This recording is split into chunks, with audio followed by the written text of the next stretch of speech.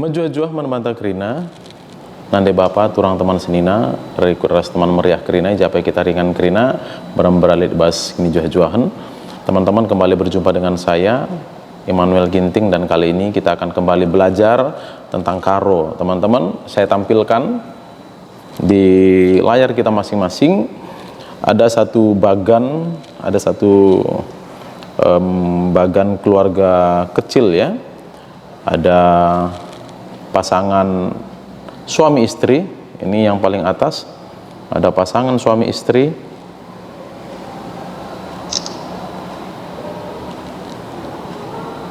Ya, di sini ada pasangan suami istri. Kemudian kedua orang ini atau pasangan suami istri ini dikaruniai anak pertama, ya.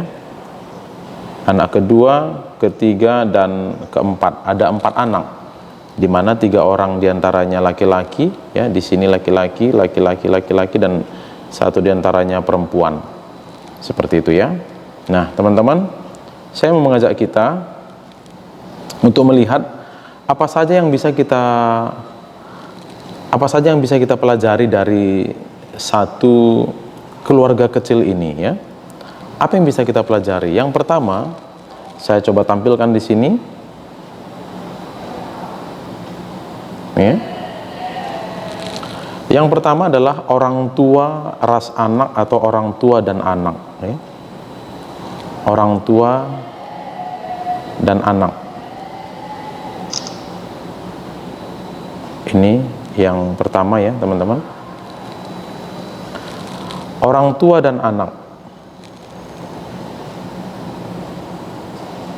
Siapakah orang tua? Nah, tentu orang tua di sini adalah 2 orang di atas, ayah dan ibu. Yang dalam bahasa Karo, ayah disebut bapa. Ya, ayah dalam bahasa Karo itu bapa. Ibu dalam bahasa Karo itu nande. Ya, nande atau ame. Ya. Di beberapa tempat di kalangan orang Karo, nande itu juga dipanggil ame atau amei. Ame atau amei ya. Ada juga yang panggil mama juga sih, mama. Bukan mama, tapi mama, M-A-M-A-K, mama. Tapi setahu saya ibu dalam bahasa Karo kalau bukan nande ya amei, begitu ya. Nah, ini orang tua.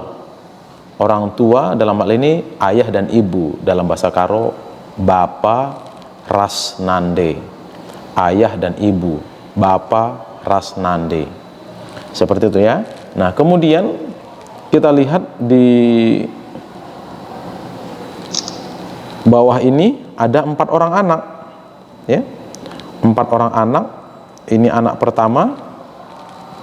Anak pertama baik perempuan maupun laki-laki ya. Anak pertama dalam bahasa Karo atau dalam Karo disebut anak sintua, artinya anak yang paling tua, anak tertua ya.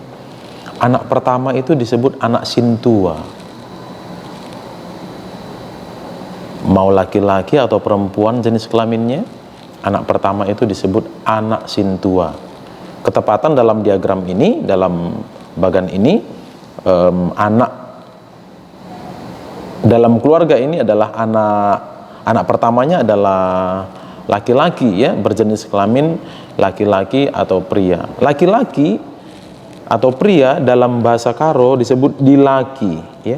Nah, ini poin selanjutnya yang kita pelajari dalam bahasa Karo melalui bagan keluarga ini ya. Yang pertama tadi orang tua, sekarang anak. Anak pertama disebut anak sintua. Nah, ini ya, anak sintua. Nah, kalau dia dilaki atau pria, maka pria itu atau laki-laki dalam bahasa Karo dilaki. Oke? Itu yang tentang anak pertama. Kemudian ternyata keluarga ini diwarisi atau dikaruniai anak kedua perempuan ya. Anak kedua berjenis kelamin laki-laki, wanita, sorry. Anak kedua berjenis kelamin wanita atau perempuan. Nah, anak kedua ini dalam karo disebut anak sintengah. Anak sintengah. Sekalipun pada faktanya ya, pada faktanya ketika dilihat dari sekian jumlah anak dalam satu keluarga, mungkin anak kedua itu bukan anak yang paling di tengah ya posisinya. Antara anak pertama dan anak bungsu, mungkin ada 3 orang atau ada 4 orang, ada 6 orang ya.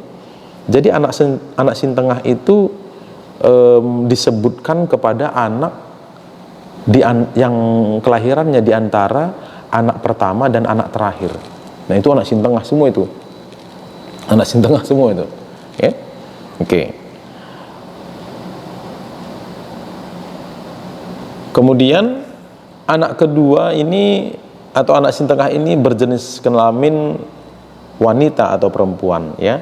Dalam bahasa Karo disebut diberu ya. Diberu ini ya. Nih. Selanjutnya anak ketiga ini berjenis kelamin laki-laki. Anak ketiga ini juga disebut anak sintengah, dan karena dia laki-laki dalam Karo disebut anak dilaki ya. Anak pria, anak lelaki, anak laki-laki, atau dalam bahasa Karo anak dilaki ya. Pria itu disebut atau dalam bahasa Karo disebutnya dilaki ya. Selanjutnya anak keempat juga berjenis kelamin laki-laki ya, anak dilaki. Nah, anak keempat karena dia anak yang terakhir ya, anak terakhir dalam Karo disebut anak singuda ya. Kalau yang anak pertama tadi anak sintua, anak terakhir itu anak singuda. Oke, baik dia laki-laki maupun perempuan, anak terakhir atau anak bungsu itu disebut anak singuda dalam bahasa Karo. Ketepatan di sini dia berjenis kelamin laki-laki, maka dia dalam Karo disebut dilaki. Ya. Oke, sampai di situ. Kemudian kita masuk ke poin yang kedua ya. Poin yang kedua dalam list kita di sini, perbulangan ras ndehara ya. Siapa perbulangan dan siapa ndehara? Apa artinya perbulangan dan ndehara ini? Perbulangan artinya suami, ndehara artinya istri. Ya, jadi sebagai seorang ayah, dia juga adalah seorang suami. Selain sebagai seorang ayah, dia bapak di sini adalah juga seorang suami. Dalam Karo disebut perbulangan. Istri disebut ndehara ya. Jadi anggap misalnya bapak A ini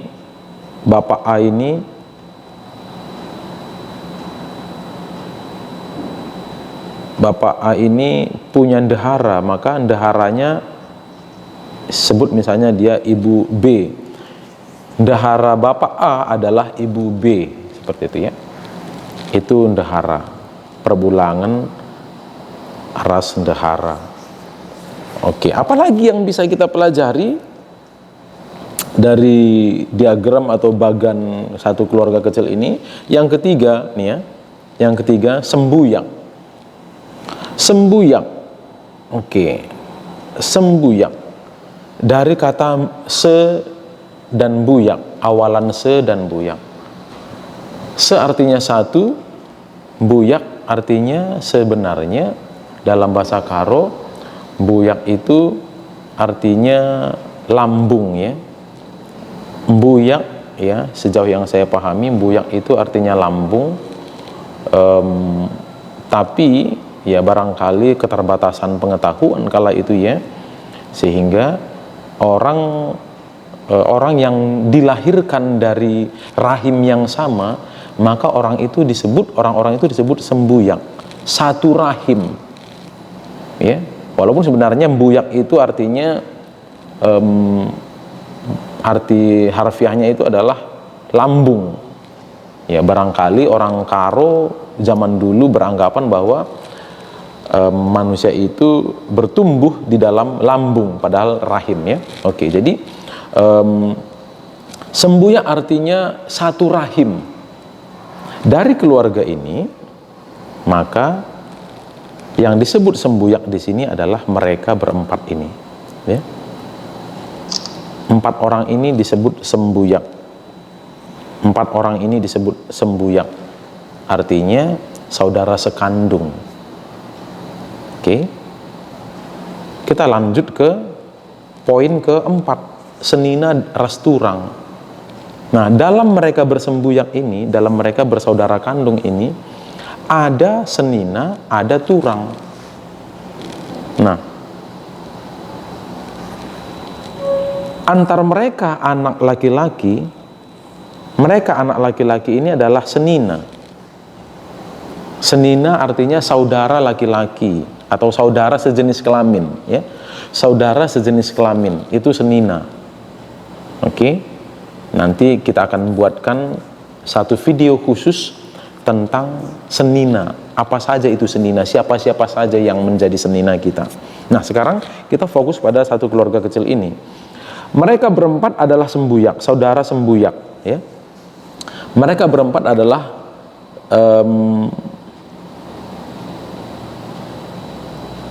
mereka berempat ini adalah saudara sembuyak, tapi antar mereka yang laki-laki yang sesama jenis kelamin itu disebut senina atau ersenina. Ersenina maksudnya bersaudara, ya. Nah, hanya bagi orang yang satu jenis kelamin lah disebut ersenina. Kalau beda jenis kelamin, misalnya antar anak pertama ke anak kedua, maka mereka bukan ersenina lagi, tapi ini erturang. Ya, anak kedua adalah turang anak pertama, turang anak ketiga, turang anak keempat. Oke. Demikian juga sebaliknya, anak pertama adalah turang anak kedua, anak ketiga juga adalah turang bagi anak kedua. Ini anak keempat juga turang bagi anak kedua. Jadi mereka ini hubungannya turang. Sebagai sembuyak mereka adalah turang. Turang itu adalah hubungan antar dua jenis kelamin yang berbeda. Dalam hal ini ketika mereka bersembuyak atau saudara kandung. Oke. Nanti kita akan buatkan juga satu video khusus tentang turang. Siapa saja yang menjadi turang kita? Kalau kita laki-laki dalam keluarga, siapa saja turang kita? Dari kerabat kita, dari famili, keluarga yang lain, apakah ada yang bisa menjadi turang kita? Kita akan buatkan video khusus untuk itu, ya. Oke. Itu senina ras turang. Jadi antara mereka yang satu jenis kelamin itu ersenina. Kalau mereka beda jenis kelamin maka disebut turang atau erturang. Ya. Oke. Pertanyaannya, seandainya anak pertama ini adalah anak perempuan, ya, anak perempuan. Ini adalah laki-laki, anak ketiga adalah perempuan, anak keempat juga adalah perempuan. Maka sama prinsipnya seperti tadi. Mereka yang berjenis kelamin sama, mereka ersenina. Dengan saudaranya yang jenis kelamin berbeda, maka mereka erturang. Seperti itu, ya. Oke, selanjutnya kita lanjutkan ke bagian yang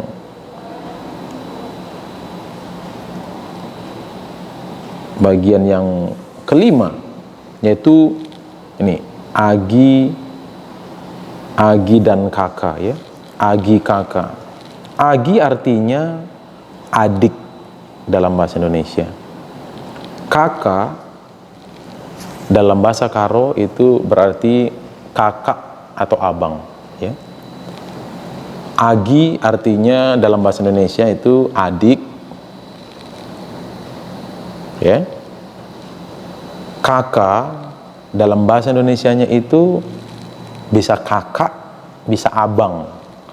Kakak bagi yang berjenis kelamin perempuan, abang bagi yang berjenis kelamin laki-laki. Nah, dari mereka berempat ini, yang mana Agi? Yang mana Agi? 3 orang ini adalah Agi bagi anak pertama, karena mereka bertiga adalah adik dari anak pertama. Begitu juga dengan 2 orang ini. 2 orang ini adalah adik bagi kedua orang ini. Seperti itu ya. Jadi Agi adalah adik. Kakak itu bisa kakak, bisa abang. Sebagai contoh, anak keempat ini, anak bungsu ini, dia punya 3 kakak, telu kakana. Kakak si dilaki, rasi diberu. 2 kakak si dilaki, sada dilaki kakak si diberu. Ini kakak muda atau abang yang paling muda. Ya, jadi anak keempat ini memanggil sini kakak muda atau oda. Di beberapa tempat mungkin ada perbedaannya, tapi kalau di tempat saya tumbuh besar, anak terakhir ini memanggil abangnya ini sebagai oda atau koda ya. Mungkin di tempat yang lain kakak muda atau ada istilah yang lain. Barangkali teman-teman bisa berikan informasi di kolom komentar ya. Oke. Kemudian bagaimana anak keempat ini memanggil kakaknya yang perempuan? Katengah. Katengah. Kakak tengah. Katengah atau kakak saja atau kakak ya, atau tapi jarang juga sih memanggil turang ya. Turang itu identitasnya atau orat tuturnya, tapi dipanggilnya biasanya itu katengah gitu ya. Kakak atau katengah. Atau mungkin di beberapa tempat yang lain sudah tidak menggunakan panggilan itu, kakak, katengah, kanguda, tapi mungkin langsung panggil nama ya. Langsung panggil nama. Atau bisa juga panggil apa? Kakak atau abang gitu ya. Kakak atau abang, walaupun sebenarnya itu bukan bahasa Karo ya. Oke. Kemudian anak keempat ini memanggil katua atau kakak tua kepada abangnya atau saudaranya yang paling tua ini ya. Anak pertama dipanggil sebagai katua oleh anak keempat ini. Seperti itu ya. Nah, kemudian sekarang tengah, tua, tengah, dan oda untuk poin yang keenam ya. Siapa tua, siapa tengah, siapa oda? Nah, anak pertama adalah tua ya, perhatikan. Anak pertama ini adalah tua atau kakak tua bagi adik-adiknya. Semua mereka memanggil ini abang bisa. Anak pertama ini bisa dipanggil abang, bisa dipanggil kakak tua, bisa dipanggil katua oleh adik-adiknya yang 3 orang ini ya. Kemudian anak pertama ini memanggil adik-adiknya ini ya agi. Semua ini aginya. Demikian juga anak kedua memanggil anak ketiga, dan anak keempat ini agi. Anak ketiga juga memanggil anak keempat ini agi. Jadi siapa tengah? Siapa tengah? Nah, tengah atau katengah, yaitu mereka berdua ini. Mereka berdua ini adalah tengah atau katengah bagi anak keempat. Oh sorry, maaf, ini ada kesalahan. Katengah adalah anak kedua bagi anak keempat ya. Anak keempat ini manggil kakaknya yang nomor 2 ini adalah sebagai katengah ya, katengah. Sementara Oda, ya, Oda di sini adalah panggilan anak bontot kepada saudaranya yang nomor 3. Ya, tua artinya yang paling tua, tengah artinya yang ada di tengah, Oda artinya yang paling muda. Dilihat dari anak bontot atau anak bungsu ini. Anak pertama adalah tua baginya, bagi anak keempat. Anak kedua ini adalah tengah atau katengah bagi anak keempat ini. Kemudian anak ketiga ini adalah karena dia yang paling muda di atasnya, karena dia berada di urutan paling muda, maka anak keempat ini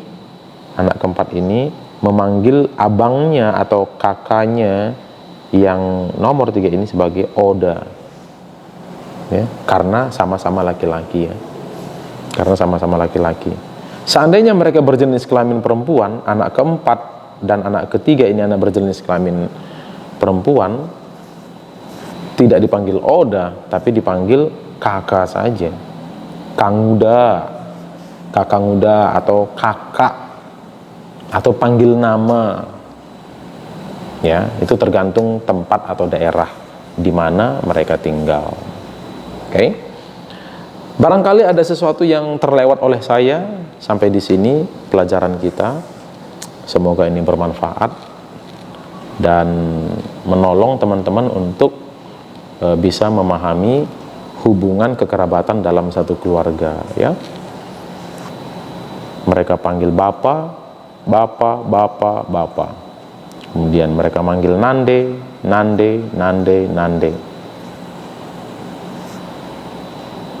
Kalau orang tua memanggil anaknya bagaimana? Ya, tergantung, ya. Ada daerah tertentu orang tuanya manggil anaknya itu dengan panggilan anakku atau nakku. Ya, semua anak dipanggil seperti itu. Tapi banyak daerah juga yang orang Karo, sesama orang Karo, orang tuanya itu memanggil anaknya dengan menyebut nama, ya, menyebut nama.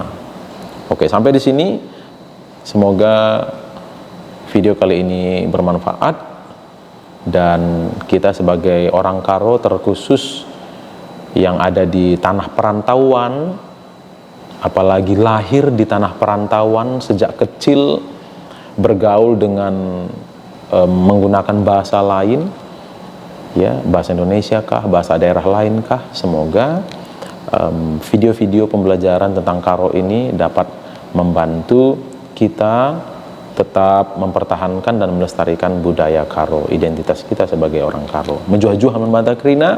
Sampai jumpa di video selanjutnya. Menjuah-juah.